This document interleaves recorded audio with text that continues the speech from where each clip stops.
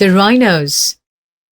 Two young rhinoceros calves, Mandy and Mandique, were standing together under a baobab tree. Suddenly, two vultures flew and sat on the tree that stood at the edge of the waterhole.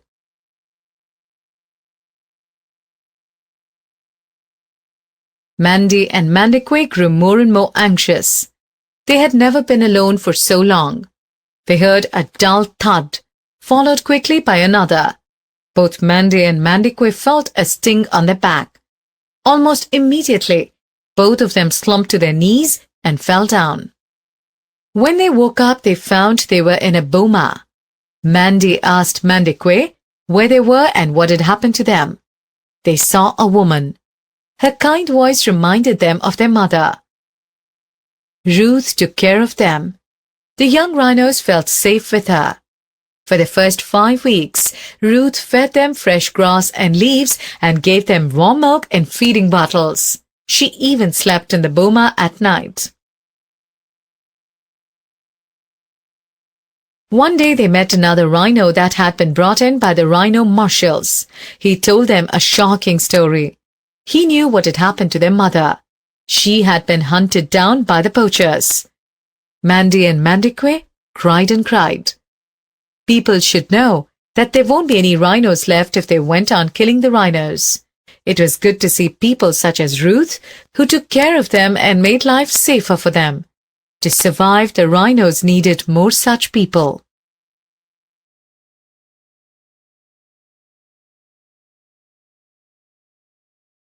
The Rhinos. The following story was told by an African man named Kuzulu to his children. It was early morning on a midsummer day in the African jungle. Two young rhinoceros calves stood under a baobab tree, huddled together with their heads touching. Suddenly, two vultures flew and sat on the tree that stood at the edge of the waterhole. The two rhino calves, Mandy and Mandique, shuffled around in fear. Just before dawn, flashes of lightning and bolts of thunder had ripped the night sky. They could not find their mother, and now the vultures were keeping their eyes on them. Another hour went by. Mandy and Mandique grew more and more anxious. They had never been alone for so long. A number of vultures had gathered in the sky, flying above them in circles. Then they heard a dull thud, followed quickly by another.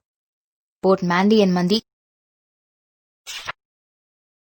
felt a sting on their back. Almost immediately, both of them slumped to their knees and fell down. When they woke up, they found that they were in a boma made of high wooden poles planted close together on the ground. Mandy looked at Mandique and nudged him with her head. "Where are we? What has happened to us?" she asked. They looked out of the boma and saw a woman. The woman stood on two legs, knelt down near them, and spoke to them in a gentle whisper. Her kind voice reminded them of their mother. Her name was Ruth. Whenever rhino marshals found an injured, abandoned, or orphaned rhino, they brought it to Ruth. She took care of them. The young rhinos felt safe with her. For the first 5 weeks, Ruth fed them fresh grass and leaves and gave them warm milk in feeding bottles. She even slept in the boma at night. One day, they met another rhino that had been brought in by the rhino marshals. He told them a shocking story. His foot had been caught in a trap laid by poachers who were hunting rhinos.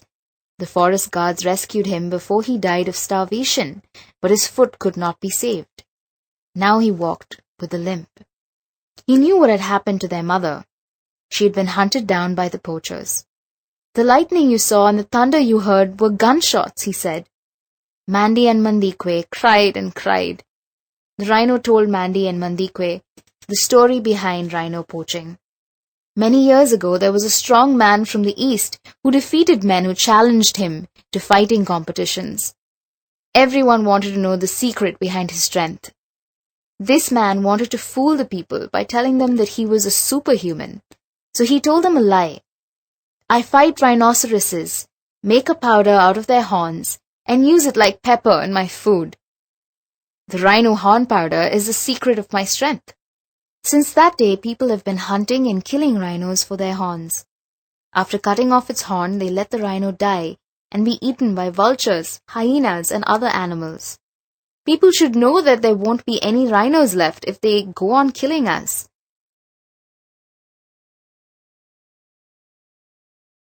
But it is good to see people such as Ruth, who take care of us and make life safer for us.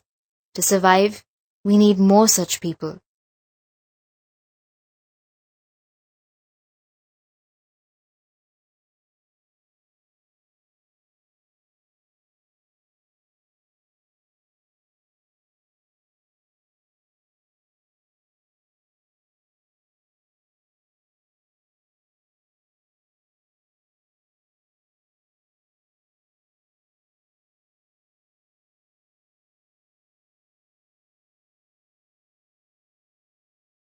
Let's listen.